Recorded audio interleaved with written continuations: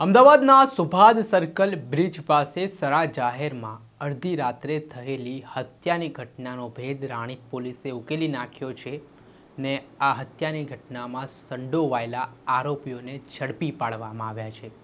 જે મામલાને લઈને અમદાવાદના એસીપીએ મહત્વના ખુલાસા કર્યા છે, જેમાં આ યુવકની શું કામ હત્યા થઈ, શું દુશ્મનાવટ આરોપીઓ સાથે થઈ હતી, વિગતે વાત કરીએ। વૈષ્ણવજન તો તેને કહીએ જે પીડ પરાઈ જાનાને રે। દર્શક મિત્રો, નવજીવન ન્યૂઝમાં આપનું સ્વાગત છે। હું છું ફૈઝાન। વાત કરીએ તો અમદાવાદના રાણીપ પોલીસ સ્ટેશન હદ વિસ્તારમાં આવતા સુભાષ બ્રિજ સર્કલ પાસે 2 દિવસ પહેલાં અડધી રાત્રે હત્યાનો બનાવ બન્યો હતો, જેમાં 2 થી 2:30 વાગ્યાની આસપાસ રણછોડ ઉર્ફે અજય સાલ્વી નામનો યુવાન પોતાના ભાઈ ભરત સાલ્વી સાથે ચા પીવા માટે ગયો હતો। ત્યારે જૂની અદાવતને લઈને આરોપીઓ સાગર પરમાર, અંકિત પરમાર, વિશાલ ચૌહાણ સહિત પિકઅપ ડાલુમાં ભરીને કેટલાક અજાણ્યા શખ્સો આવ્યા હતા ને તીક્ષ્ણ હથિયાર તેમજ છરી વડે રણછોડ ઉર્ફે અજય સાલ્વીનું ત્યાં જ ઢીમ ઢાળી દીધું હતું। 15 થી વધારે ઘા ઝીંક્યા હતા અને આંતરડું કાઢી નાખ્યું હોય તે પ્રકારે કરપીણ હત્યા કરી હતી ને આના કારણે સૌ કોઈ હચમચી ઉઠ્યા હતા।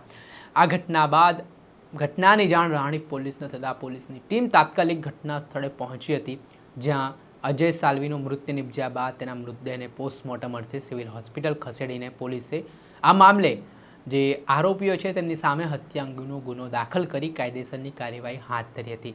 હવે આખો જે વિવાદ તમને સમજાઈ દઈએ તો જે પુનિત નગર ટેનામેન્ટ આવેલું છે ત્યાં અજય સાલ્વી પોતાના પરિવાર સાથે રહે છે ને ભદ્રેશ નામનો એક શખ્સ હતો, તે દારૂ પીને આવ્યો હતો અને ગાળાગાળી કરી રહ્યો હતો।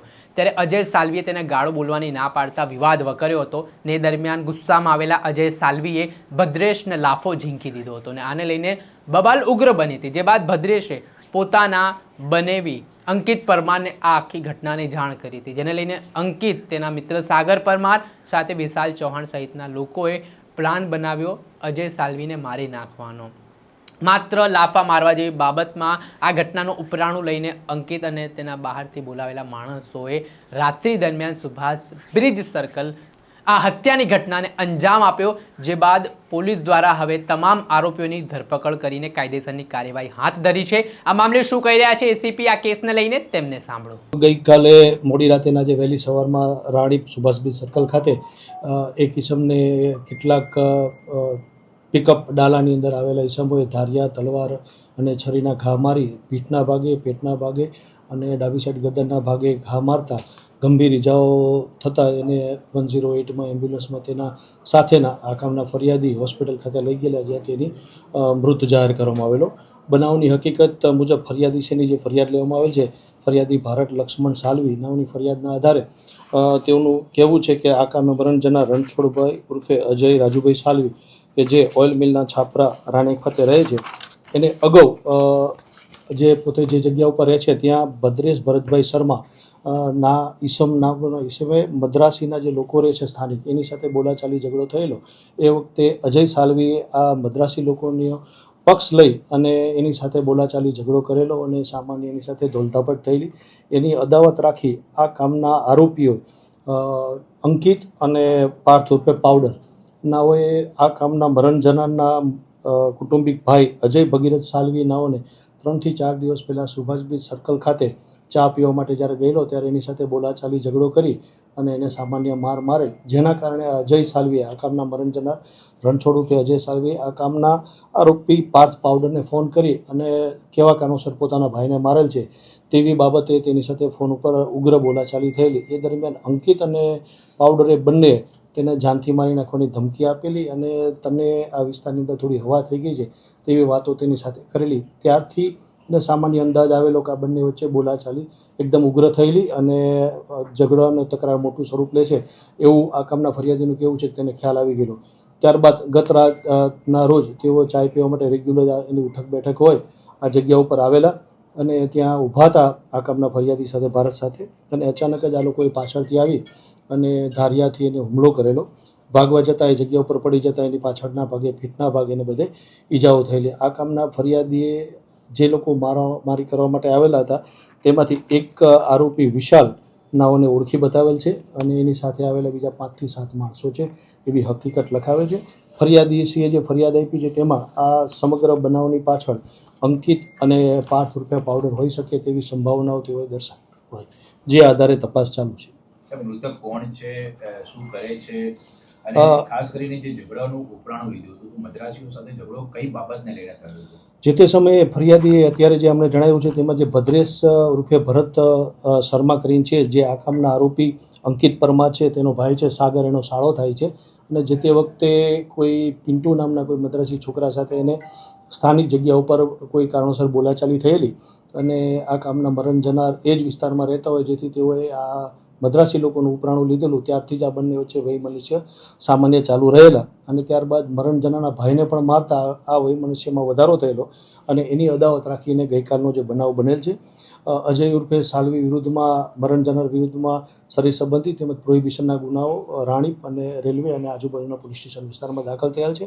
વિશાલ કરીને જે આરોપી છે, વિશાલ પરસોત્તમ ચૌહાણ, એના ઉપર અગાઉ રેકર્ડ જોતા વાડદ પોલીસ સ્ટેશનમાં મર્ડરનો ગુનો દાખલ થયેલો છે અને 307 જેવા ગુના એની પર દાખલ થયેલા છે. અગાઉ મર્ડરના ગુનાની અંદર, વાડદના મર્ડરના ગુનાની અંદર 4/7/2022ના રોજ એને જન્મટીપની સજા થયેલી છે અને જન્મટીપની સજા બાદ જેલમાં સરેન્ડર થયા બાદ અપીલ જામીન ઉપર 20/9/2023ના રોજ છૂટેલ છે. ત્યારબાદ પણ બીજા 2 થી 4 અન્ય નાના મોટા વાડદ પોલીસ સ્ટેશનના કે અન્ય ગુનામાં જેલમાં ગયેલ છે. છેલ્લે 2025ના કોઈ ગુનામાં જેલમાંથી છૂટેલ છે. હાલ તમામ આરોપીની તપાસ ચાલુ છે. ગુનાના કામની અંદર જે મહિન્દ્રા પિકઅપ ડાલુ વપરાયું છે, જે RJ27GF 3975નું, જેની અંદર જોતા કોઈ મહિલાના નામે રાજસ્થાન પાસિંગથી નોંધાયેલું છે.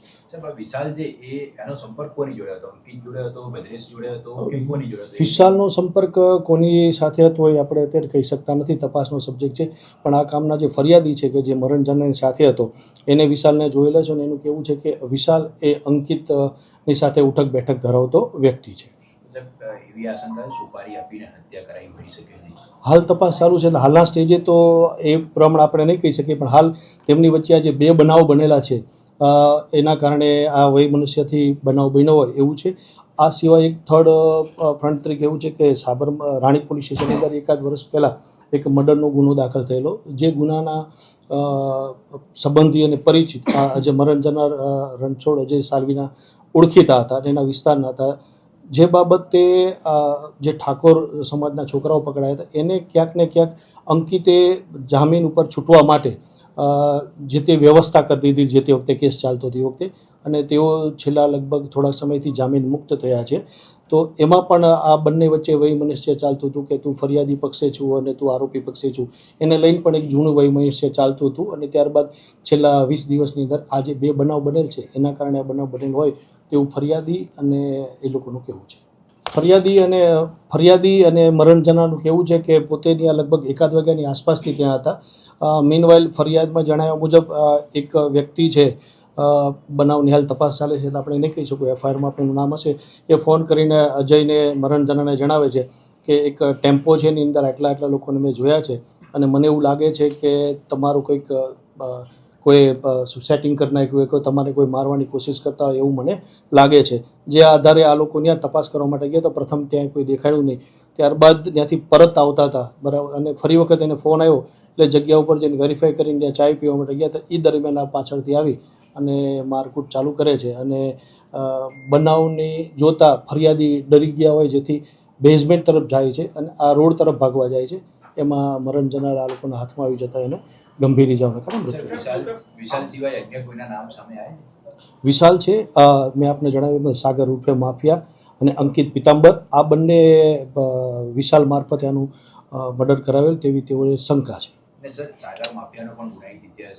સાગર માફિયાનો ગુનાહિત ઇતિહાસ છે, અંકિતના પણ ગુનાહિત ઇતિહાસ છે, જેની અંદર વસ્ત્રાપુર પોલીસ સ્ટેશન, કારંજ છે, રાણી પોલીસ સ્ટેશન છે, બોપલ પોલીસ સ્ટેશન, અલગ અલગ પોલીસ સ્ટેશનમાં એના વિરુદ્ધ નાના મોટા અલગ અલગ શરીર સંબંધી અને પ્રોહિબિશનના ગુના દાખલ થયા છે. મૃતક તો હાલ બીજું શું કામ કરે છે એ તો ખ્યાલ નથી, પણ જૂનો પ્રોહિબિશનનો બુટલેગર છે અને એના વિરુદ્ધ પણ પ્રોહિબિશનના ગુના દાખલ થયા છે. જે આપણે સાંભળ્યા હતા સ્થાનિક એસીપી, તેમણે આ ઘટનાને લઈને માહિતી આપી છે. ને આ જે હત્યાનો ભેદ છે તે પોલીસે ગણતરીના કલાકોમાં ઉકેલી નાખ્યો છે અને હવે આરોપીઓને જેલના સળિયા પાછળ ધકેલવાની તજવીજ હાથ ધરી છે. દર્શક મિત્રો, આવા જ નવા વિડીયો સાથે આપણે માહિતગાર કરતા રહીશું, પડે પડના અપડેટો આપના સુધી પહોંચાડતા રહીશું. એટલે તમારે બસ આટલું કરવું છે, નવજીવન ન્યૂઝને લાઇક કરી દેવું છે, સબસ્ક્રાઇબ કરી દેવું છે, જેના કારણે તમને નવા નવા અપડેટો મળતા રહે.